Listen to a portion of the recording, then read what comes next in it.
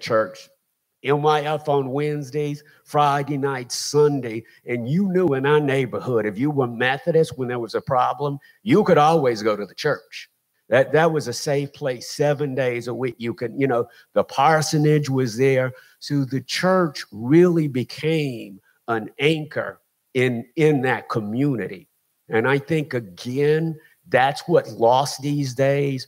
We no longer really have neighborhood churches. We live all around, but the church has to become an anchor once again for our youth, where it's a place of safety. Wow. So Dr. Stewart, you in the spirit, man. Listen at this. Lady D was singing this song last night. In times like these, we need an anchor.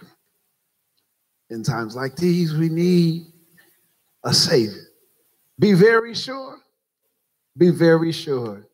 your anchor holds and grips it. And the church is become the anchor. Anybody else want to jump off that piggyback launcher? Yeah, just so. Just to piggyback off of what he said, I just want to reiterate that he's absolutely correct. When you look into schools, you see a lot of kids that are lost. They're struggling with a lot of serious issues, and acceptance is one of the biggest things. So if they can find acceptance in the church, because they are going to find it somewhere, they're going to be that much better off. A lot of the anger that you see displayed in schools is a result of the issues that they're struggling with. It's clear that there's conflict in the home, and so they're looking for an adult to connect to, an adult that accepts them and loves them for who they are. And a lot of what educators do is parent and love kids. So the more people that we have that fill that gap in that role, the better off we'll all be. Exception. Kind of like most of us, there's something about us that wants to be accepted. The hardest person at somewhere in themselves wants to be accepted, right? You know why I say that? Because that's how we were created. God created us with a need to be connected, right? The problem is that we connect to the wrong things often. And he's standing at the door of our hearts and let me in, right?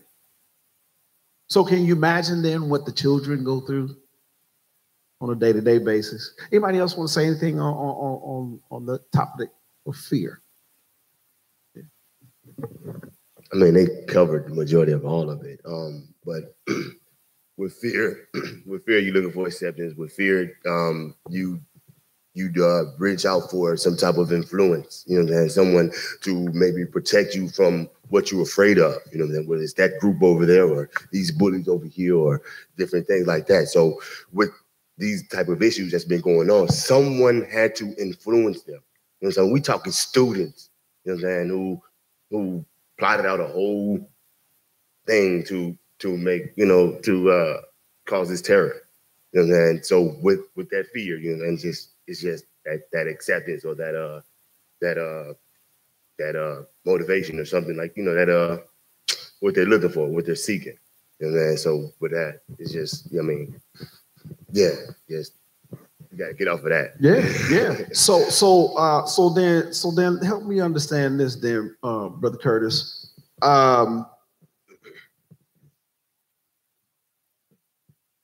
Brother Cedric said that, it's important not to shun a child. And it's very easy for us to do it as adults. You got this going on, you got that on your mind. You ain't really focused in on really what the child is saying. And so it's very easy to overlook that. And he's saying that we have to be intentional, right? I heard a youth pastor say once, he said, I don't care who I'm talking to, I will always stop and talk. When the children approach me, He said, I stopped whatever. He said, I could be talking to the Pope. I will stop talking to the Pope to address whatever the young person is saying to me. So tell me this. Would you say that a young person, how do I phrase that? Would you say that a young person or perhaps even a child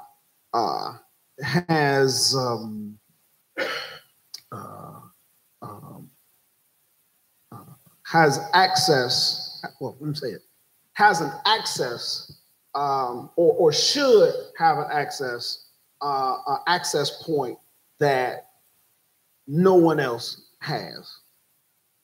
Access point as far as the internet, or no. Access point in terms of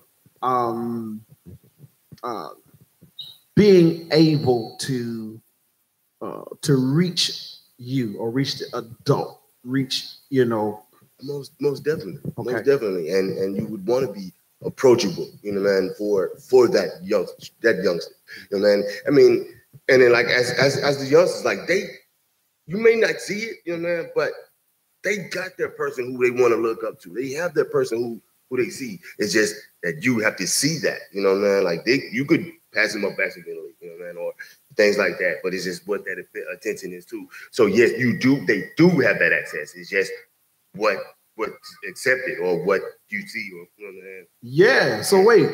So okay. So then, when you have an influence, you just said this. There's no better to be Michael Jordan or anything. But you have to be sensitive to understanding that when you have an influence on. Most definitely, it's out here. Like, trust me, you'll see it. Maybe that it's been spoken on. I promise you see it. Like, I mean, it took me a while, and I have youngsters influence. Like, it's a great influence, and I actually like, man. It's because it helps me change. You know what I'm saying? I came from a rough background. Trust me, if you know me, it's real. Came from a rough background, and so it's like I see it, man, and it's just turning that light on, and helping that youngster out. Rough background. Talk to me about the streets. Oh, Talk to me about the influence that the streets can have on a young person. I see Mike turning up over there.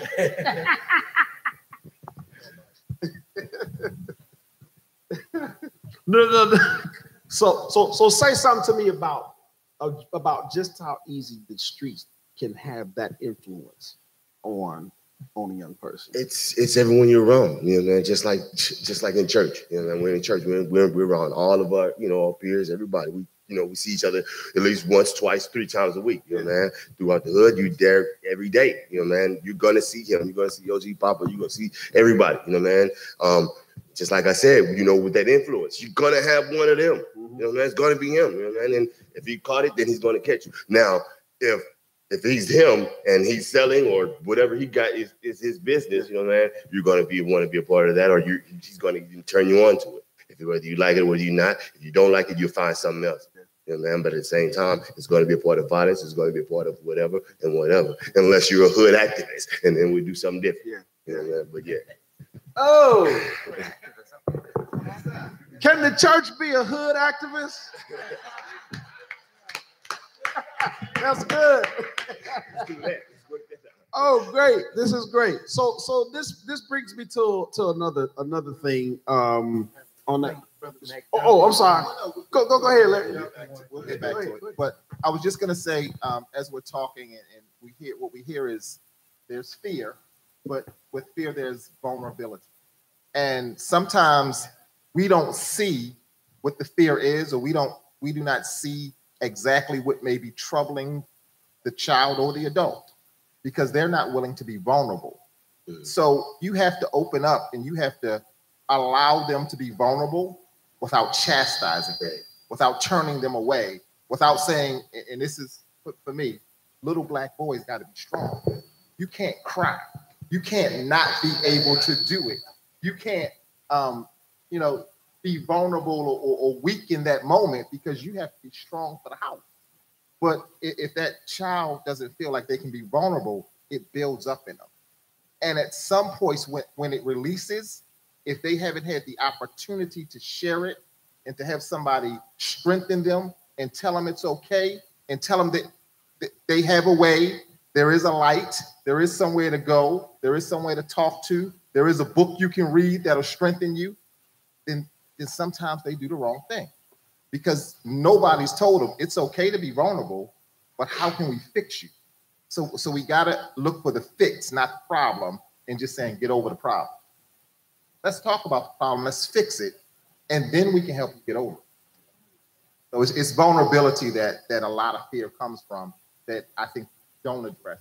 And as I was talking to my wife last week, and we've been talking about confidence, false confidence. You know, sometimes it's you say you're confident, you feel confident, you're standing up as a confident person, but you're fearful. Wow. You have pains, you have weaknesses, you have things that are not fixed in you, and you don't know where to get them fixed. So sometimes it's us being able to see that, listen, and just talk to the person, hold their hands, to hear what that vulnerability is, so we can address it. So, if I may. Yes, ma'am. Okay. Everyone in here has some kind of fear. I'm too loud, so I'm trying to do it. There are different types of fear. We fear change. Change is the number one stressor. We also fear failure. And we fear even success. Sometimes it can be so much fear that it causes us to be paralyzed and not be able to move forward. So there are multiple types of fear. They don't all necessarily lead to violence, but they can lead to some types of stress that can cause other kinds of problems, including, as we talked about this morning, health problems. So know that fear is real. There are many types of fear, and I just don't want us to think that all of us don't have some kind of fear, because we do. Miss Bibbs has come to the microphone. Come on, Miss Bibbs. Yes, I just couldn't sit and not say anything. Also, being a retired educator, I've listened to you talk about fear. I've listened to you talk about the church, the home, and the school. Being a senior, I know the connection of the home, the school, and the church, the MYFs. Our fear is we can't fear our children. Parents are afraid of their children. My God. And you have to be a parent. You can't walk around with your little skirts on like your daughter. You have to be an adult. You can't be afraid of Miss Cindy's son over here to say, that's not right. We had parents and neighbors who would say, could look at you just like your mother. And you would fear them just like you feared your mother. But it wasn't a fear of, oh, I'm going to get beat to death. It was a fear, I know I did something wrong. So our Bible says to train up a child in the way he should go. And when he's old, he will not depart from you. I know that from experience. When I was growing up, and as I said, I am a senior, the home, the school, and the church were connected. But if we look at the home, the school, and the church today, there's so much negativity coming out of all three. Amen. Amen. So we have got to bring that negativity out of the churches, out of the schools, out of the homes. And we do that with love. Amen. We have to love children. Children are my passion. They are my passion. And I will not stand, and I'll be 1 second. Oh, you're good. And I won't stand by to see anybody's child, I don't care how big, how small, mistreated, I'm also an animal activist too, but that's another story. But we've got to become a village again. Yes. We have to be that village. We have to save our children. And like I've heard, we've got to teach our young men, it's okay if something is hurting you really, really bad, that you can have emotions. You know, we don't have to say you have to be all that strong. All this comes back from our ancestors. Our ancestors made it possible so that we can do the things that we need to do. And to the young people, I would just like to say this. There are places that you can go. There are people that you can talk to. Don't be afraid to talk to people. Yeah, we've got bad apples everywhere, but we got a whole lot of good ones. So stay in prayer yourselves. You're not too young to pray and say, Lord, help me. So that's what I have to say, and thank you for listening. Thank you, Ms. Bibbs. If you never been to Ms. Bibbs' class, you gotta know, like, Ms. Bibbs go all out for her kids. Like, she comes up here through the week and set up her class. And it's amazing. Come on, Paul. Good morning. How y'all doing? All right. I couldn't let the moment pass by either. I'm an assistant principal in the Acres Home community at Houston Academy. And one thing that I noticed and that I try to make sure that I do as an administrator and with my teachers is that I remind them that our students have to have positive experiences. And a lot of times they don't have the positive experience, just as y'all have spoken up here. They come to school with the fear of not being protected on the way to school, at home, at school. They have a fear of the success of trying to be the best student they can be because no one is guiding them that way. So at our school, I try to make sure that my teachers and parents give positive experience. When I say that, we even use a positive behavior support, where I ask my teachers, hey, I know you got to send me the bad students, but send me the ones that's being good so we can highlight them. And in our African-American community, that's very important because we don't highlight our kids as much as we used to. Just as she said, you know, we don't get to put them on a pedestal where we have them performing all the time in the arts and things like that. It's just sports and TV and home. You know, we go home and we play on our phones, and then at that time, that's when they're accessing this information that we have no idea that they're accessing. I have parents come to school where I find content on their student's phone, and they don't believe me until I show it to them. So I try to give that positive impact at school where anything they do, I praise them on it. If you have a student, I come out of special education, if they were in math and they weren't doing so well, but their handwriting was excellent today, then I'm gonna praise their handwriting. I have students that in the morning, I know I better touch bases with that student. First thing in the morning, I better touch bases with that student, because if not, they're not gonna receive a positive impact till they get to me. So we must do that in the community. We must do that at church. We have to promote positivity with our students because of the negative impact that they have daily in their lives. So that's all I want to say. So wait, Paul, you just said, I have to be the first point of contact. Yes. For this child to have a positive impact for the rest of their day. Yes. And even when I think about that, your bus drivers, it leads everywhere. Your bus driver, if they have a good bus driver, trust me, my students that have good bus drivers, they get off the bus ready to learn. The ones that let them do whatever, they get off the bus and they're on 100 before they even hit the cafeteria. Pastor, one thing that we have to own in our present society is that we live in a deficit society. And one of the greatest deficits we have is the impact of home. A positive, affirming, supporting, skill building home. We don't have that in our society.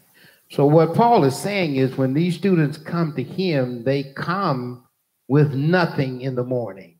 And so what he is infiltrating in them is positivity to say that you're somebody this morning because I know what you experienced the last 24 hours since you left here. And that's where the church has to be that vehicle, has to be that instrument, that our kids ought to run to this place on Sundays, and we are going to have to build our activities and our programs to where we can be that kind of environment. I think that's where the village concept comes back, is the church has to be that. Okay. Thank you, Doc. I just Doc wanted said to, it. That's a lot. To mention about, I'm a teacher, and for the last 10 years, I've been teaching the incarcerated kids from middle school through high school. Those kids need the whole community. What they feel, the reason why they're locked up, because they don't have a family. They feel they don't have a parent, no sister, no nothing. They get their love from the gangs, from the streets. And everything that y'all are saying, I try to encourage my students. People are like, why you want to teach those kids? Well, those are the main kids that we really need to teach, because those are our future right now. Those kids, they are very talented. They have attitude issues, but if you can reach them, because I love my students, they are a handful. They come from all the school districts from all around, but they are a handful, and they are some perfect kids. Just keep them in your spirits. Amen. Morning, John F. Going back to what y'all was saying, because it really, I'm thinking about me right now. And as my daughter, come here real quick, this nigga, them.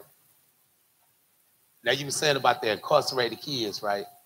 Now, from the age of 13 to now, I've been selling dope, running the streets, looking for a father figure, trying to find a role model, trying to find somebody that's going to guide me the right way. But as I'm looking into school, I'm looking at the same people that's looking for what I'm looking for. 14 years old, left school, started selling dope because I seen my homeboy Bird out here selling crack. I could put some rocks in your hand, get you some money. Tennis shoe hustling from day one. So now, in and out of TDC, Harris County, juvenile, I'm steady looking. I got bits and pieces of what I need to know about out here. But when it was in the home, oh, you don't need to see that. Oh, don't do that. No, that's not what you need to. Oh, what music is that? Turn that off. But you're trying to keep me away from it, but I'm steady trying to find it. You got to give me the opportunity. Get me out. What's half of the stuff that you tell me at school that goes on? I know more about her than I can remember about what I was going through. Because now I think about what she's going through, I was going through. It is vice versa. So with my mom, I tried to, damn, mom, I want to go to my homeboy. Why you want to go over there so much? I don't like that little boy. And you need to stop hanging with him. But you categorized him already, but you ain't even give him a chance. So now that you done categorized him, you categorize me as being that same person. So you belittling me as well. Because I'm giving him the opportunity to show me that he has good in him. But you don't want to see that. He ain't nothing but bad. But I see the good in him. Give me the opportunity to show you the good in him as well. But you don't want to see that. So guess what? Now I can't talk to you. That harsh response, I'm shielded. I'm back in that shell. I can't talk to you. So guess what I'm gonna do? Man, talk to my mom and them. They tripping. Man, well, if it was me, and I do this, now I'm about to go off what you're talking about because I couldn't get the right answer from you.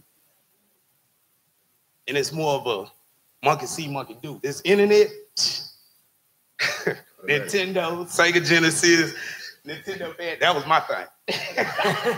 Man, you can't even get me to unlock my phone right now. Hey, you know my passcode? For real.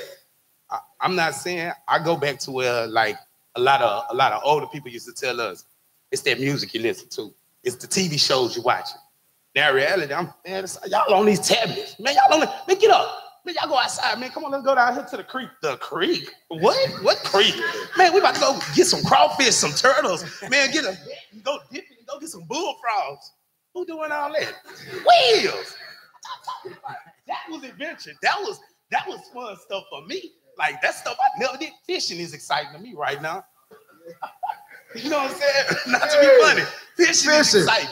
I used to be ripping and running, taking the chances and the opportunities of getting locked up. Now I'm having more fun going out, doing family things. I can tell you now, I done seen more money and more happiness with family than I have trying to run these streets. And it really hit home to me because he reminded me of my little nephew, Day. And he goes to see King High School, and they tell me everything. When I say, man, I feel like I'm back in high school. They be, yeah, man, my homeboy, he did this. Oh, we was about to go do this, and then we talking about running in this. Nah, why you gonna run in this, man? And why y'all stealing out of Family Dollar? That's stupid, bro, man. Ooh, oh, man, because man, listen, why would you steal? Just call me, man. If you need, all right, that's what's up. See, a soft response will get you a better reaction than you don't need to do that. This is what you don't now. Don't give no harsh response. Be willing to be acceptable, compromise, hear them out, as well as them having to hear you out. I always say,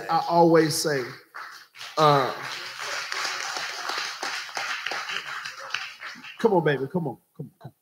I'm a sophomore at Sea King High School, and I just want to say, adding on to what Mike said, nowadays, some parents, they like, no, you can't do this. Like, they hold us back from stuff, but if you hold us back from it, how are we supposed to know it so that by the time we get older, we won't have like, oh, I didn't know nothing about this when I was younger. Like, I feel like y'all hold us in sometimes. Y'all don't let us try to venture out. Y'all just go off what y'all knew when y'all were younger. But when we come with a question, y'all like, wow, I don't know. Go talk to your auntie. Go talk to your uncles. Go talk to your granny. Maybe they know. And one more thing. My favorite saying is to my kids, when they be like, my feelings was hurt. Feelings are meant to be hurt. Because you know why? It builds character. It builds growth. Because you know why? If it happens again, it won't hurt you as it hurt you the first time. All it does is build you from what you've been hurt from so you can avoid being hurt again. AKA tough love ain't hurt nobody. Go ahead. Hi, I'm Brenda We don't have to Carter. do a part 2 on this, y'all. I'm also an educator with Yes Prep Schools. I actually was in the education system back in Atlanta for many, many years. And it's so strange, not strange, but we had this event about 2 weeks ago. We had an intruder drill at school. And the students were cutting up. But when we had that intruder drill, there was a complete change. And in that moment, I personally realized the fear that's real in these kids. Because they were cutting up, but as soon as the drill activated, the kids were fighting each other to do what they needed to do to be safe. And I changed the curriculum, and we had to talk about it and kind of get some of that out and stuff like that. But just to piggyback on what my young lady, my CE King student just said, parents can't give what they don't have. They want to give it to you. And I'm speaking as a parent and educator as well. They want to give it to you, but they don't have it. And they don't have it because they didn't get it. We're talking generational stuff here. And I'm so glad we're having this discussion. I was talking with my brother last night, and I got activated this week, and I don't know where it's going, where God's taking it, but I got some fire. I fanned that flame we talked about last week. But parents are hurting. They've got generations of crap, if you will, that's been seeded down. And if we take it from a spiritual perspective, as Pastor started out with, we're in a spiritual war. But when we look at it in the natural, this war is coming from every direction. How do you destroy a people? How do you destroy a society? You destroy the family, you destroy the education, you destroy the finances, you destroy the religion, their faith, their hope, anything they believe in, and you got them, period.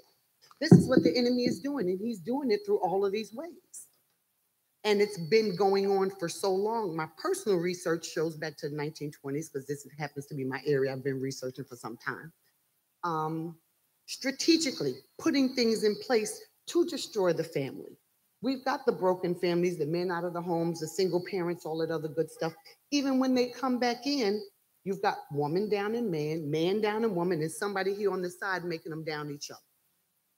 You've got, and now I'm sorry, that was my passion. Now let me go off my list. Action. We can talk and we can talk and talk, but where is the action? When do we get out in the streets? When do we make a personal commitment to ourselves that anytime we see something, we're going to address it? If it means you skip dinner for the night, if it means you miss a day of work going down to the courthouse, if it means you have to walk and leave your car at home, when are you going to make a personal commitment to do something? It's not enough, and I'm not downing anybody, but for years, this has been building where a lot of people talk, but nobody's willing to put their money where their mouth is. When are you going to walk out there and do what needs to get done? And this is the message that we all need to know. We save our babies, the schools are getting shot up, they're in drugs, you got a prison, the pipeline. These things have been strategically put in place to destroy our babies. And how many parents are allowing our kids, oh, well, so-and-so's having a cookout or they're having a sleepover. Oh, okay, you're fine. Well, call me when you get there. You ain't got no video chat to see for real that they're there. When have you actually even met their mama? When did you go in the house and check to see what's going on in there? And my kids, they're not in here, but they'll tell you they weren't allowed to sleep over nowhere. My house was the child house. Yeah. Everybody slept at my house. I didn't learn how to cook for 3 or 4. I cooked for 8 or 9 at one time because any child was welcome at my house at any time. I grew up in the inner city of New York. I had 3, 4 daddies a year up until the time I turned 18, but somebody made it a point to expose me to other. And all it takes is to expose these babies. Yeah. If they can see more, get them on some trips. Summer's coming, take them to Europe, take them to South America, wherever. Let them see how other people live. Let them see there's more, because they've got to get it in them. We can't force God in them, especially if we didn't do it when they were younger. If we didn't give it to them from the time they were sucking a bottle, we can't force God in them now, because the world is fighting, the enemy is fighting, and he's got them locked in from every direction. They're not getting God out there. And in some churches, they ain't getting God. That was on my list. Church, create the right environment, create safety, clean up these churches. If you look on my Facebook page, too many churches have been built to be businesses. What did Jesus say? Oh, wait a minute, this is a den of thieves. Hold on, wait a minute. Didn't he turn over a table? You ain't got no business building a church playing with people's spiritual lives because you want some money, because you want a house, a car, and travel. Whew, I got an issue with that personally, but y'all can tell. So if the kids got to come out of there and come to a church, and they're going to come to a church that's just the same as what they just walked out of, where's the change? Where's the difference? Pastor, if you ain't right, and I'm not saying you're not, but if you ain't right and you know you ain't right, sit down. Period. Brenda, if I ain't right and I know I ain't right, sit my behind down and let somebody else do it. Don't pass that on to these babies, because we're raising them up. The fight is coming. And if we don't have them prepared, everything we've done will have been for waste, and what they won't even be able to fight, because the fight is coming. And I'm gonna shorten it. Rid of Satan churches, invest in our kids. Too many churches ain't investing in the kids. Yeah, we have Sunday school, or we have a little event once or twice a year. We may have VBS, and that's it. Well, these kids live 7 days a week. They go to school 5 days a week with all kinds of stuff, and you can't give them a 20 of God or of hope or something. That's not enough. It takes how many times to hear something positive to counteract one negative? We're not giving it to them. We've got to give it to them every direction to counter what they're getting. Okay, family unit, strengthen the families. I mean, this takes action. We've got to strengthen these parents. Give the parents back their right to be parents. Take it back from the government, because the government has been taking these parents' rights for too long. You know the CPS stories and stuff that you hear here and there. Strategically in place to destroy the family. It's been going on for years, since the 1950s, and it's spreading across the world, not just in the United States. I happen to be a CPS parent right advocate as well. And I watch. So I gotta interject right here, because I got Rico, brother Rico standing over here, okay. and it's 11:33. I told y'all, look like we're gonna have to do a part 2, huh? It's a good conversation. Y'all enjoying this? Yeah. All right. Good morning, church. Brother Rico, Miss Stanzel, Sister Sandra, and then we out of here. Can we do that? All right. Well, actually, mine is simple. I have questions for the panel. And the question is, how do we fill the gap? And there are 3 questions that I wanted to know. How do we fill the gap? Number 1, the challenge of parents trying to be their children's friend. Okay, so the panel can address that. My second question is, how do we fill the gap when it comes to absentee fathers? Because one of the challenges that we're experiencing, we have absentee fathers, so I want the panel to address that. And I might get slapped for this one, but, you know, single moms trying to raise men.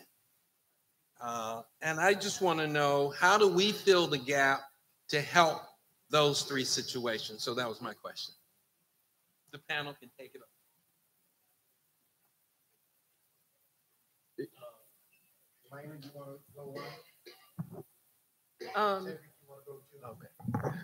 So the first place that, and I'm glad you used that term, filling the gaps, because that was resonating in my mind the whole time, is that the church's role is to be a gap filler. I'm sorry. I was saying that I liked his use of the word filling the gaps, because one of the things that's been kind of running through my mind is that is one of the biggest roles that the church can take on, is to be a gap filler for the schools. So the first thing that I think you could do walking away today is, of course, to pray. Pray for the children first and foremost. Pray for the parents. Pray for the leaders of the schools, the teachers. And the second thing is, you're absolutely right. You know, I spend about 90% of my time with about 10% of the kids that I have in my alpha group, and quite a few of them are males with absentee fathers. And here I am trying to be a person for them, but I am a female, so there's only so much that I can say and do. So oftentimes I will pull in, you know, a male AP, particularly for my minority boys. There's only 2 of us that are minorities in leadership at my school. And so I will, you know, pull in the other minority assistant principal who happens to be male oftentimes with my boys. So I definitely think there's a place for the men of our church to reach out to the schools, to develop a mentoring program. That's one of the biggest things. They're looking for that relationship, and they will tell you that. They are hurting. We're talking big old boys that have bright, bright futures ahead of them, but they're sabotaging themselves because they're angry about their circumstance and their father's lack of involvement in their life. So, I mean, that's very real and one of the largest things that I see. So, mentoring would be what I would say. I think, too, just piggybacking off of what Elena says, as I look around you, your faces are like mine. And historically, for hundreds of years, this has been our problem. We were involuntary immigrants to this country. And as we grew up, our families were taken apart. And we somehow had to learn to exist as families, as our fathers were taken and our mothers taken. And we can only work with what we have. And statistically, we have a lot of single female families in the African-American community. It is what it is. We have to begin by working, first of all, if you're gonna be a male, whether you're married or not, you gotta be a daddy too. If you're gonna be a father, you gotta be a daddy, whether you're with the mama or not, because we have a lot at risk there. And we see what happens when that male isn't present. But also going back historically, the church is what saved us as a people. And the church is what will continually help to save us as a people. So as we fill in those opportunity gaps, we have to remember also we have to be appropriate and available role models. We can all say from day one, I'm busy and I got a lot to do. But the reality is, we all make time for what's important in our lives. So if it's important in our lives, we have to make time to be appropriate role models for young men.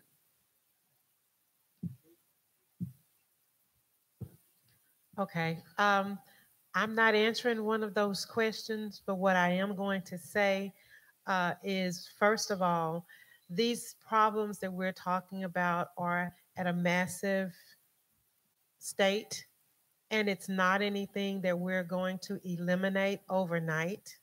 It is going to take a lot of prayer and a lot of work. But in the meantime, what I have brought with me today was, my husband said, "Oh, you taking notes?" And I said, "I have to take notes to remember."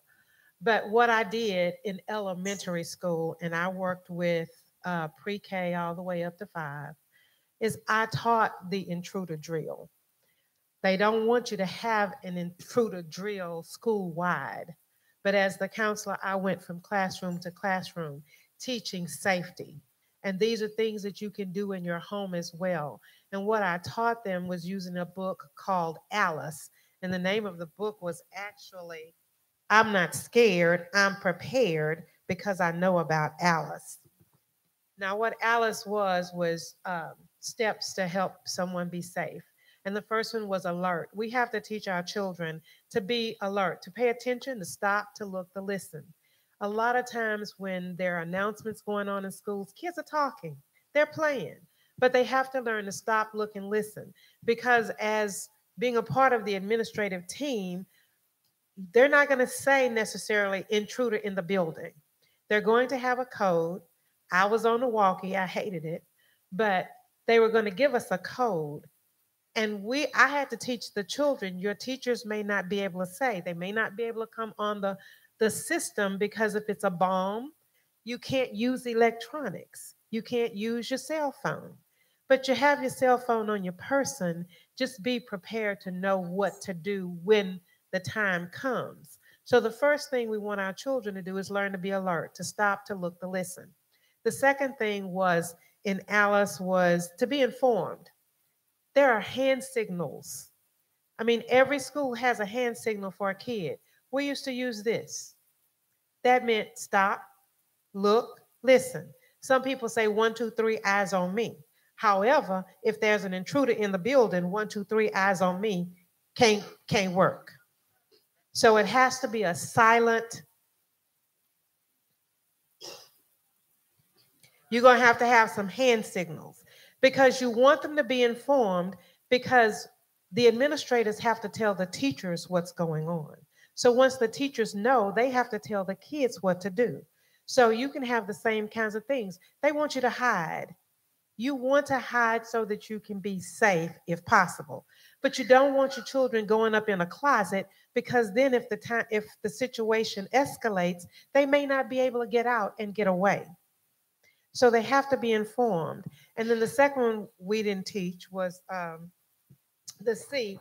We didn't teach the C because the C wasn't appropriate for elementary kids. So I'm not even going to go there. But they have to be able to be quiet, to follow the teacher's attention, and then to know always where the exits are. When you're in a building, even here, you need to know where the exits are. Because if there's an intruder in this building, you have to know how to get out safely, or what to do, or where you're going to go. And then we always had to know how to be able to exit. Now, I liked Alice because Alice taught kids, and I hate snakes. My husband's going to tell you I hate snakes. But snakes slither. They don't move in a straight line most of the time. So when you're running, if you get the opportunity to evacuate, the best way to teach a kid how to get away is to run just like a snake slithers, zigzag, because it's harder to move that target that's moving. And so if there's guns, then they're shooting straight, but if they might miss it. So you also need to know, even in your homes, you have to have a safe place. Know where you're going to meet up. You heard the kids on the TV talking about the parents didn't know where to find their kids. If there's a practice and everybody has an exit, a safe place when they're leaving schools or church or wherever, then the parents will know where to find those kids, where to go meet their kids if they're making the exit to get there. So that Eve and Alice was to evacuate. When the chance comes, we taught the kids to throw stuff. What you're doing, if they're coming close to your room, first you're going to hide. But if they got to your room, you want to throw stuff so you can distract them, so you can have a chance to run and get away. And it's important, same thing, you have to know, you have to teach your kids. Because if you don't teach our kids how to be safe, then they're going to panic when they're in that situation. And when you're panicking and you're running into each other, more people are going to be hurt. All right. Thank you, Ms. Stanzel. Let's give Ms. Stanzel a hand. Let's give these panelists a hand, y'all. I got to cut off. Sandra, see me after this. Let me get your statement, and can you come back next? Yep. Can we do a part 2 to this next week, y'all? Here's why. Because there's some stuff that we didn't get to in this conversation for today that I think are imperative to the conversation. Okay. Sandra, next week. Okay. All right. I will have forgotten by next week, but no, you're not. I want you to write it down right now. Write the vision, make it plain. All right. Write the vision, make it plain. And brother Rico, I need those other 2 questions from you as well, because we didn't get to those. Okay. All right. Thank you. Your questions, your statement, or your question. All right. We're good to go. All right. Let's give God another hand praise. Thank each of you. Thank each of you. Y'all didn't all get to say anything, but we're going to do part 2 next week. All right. All right. Because we had Brother Jordan up here. Listen, I want to invite you all. What we're gonna do today. This is what we're gonna do. This is what we're gonna do for offering. For today. What we'll do is everybody, I want you to give as you're going out. The ushers are going to stand at the door. Okay. All right, they're going to stand at the door with the trays, and I want you to just pop your offering down in there, okay?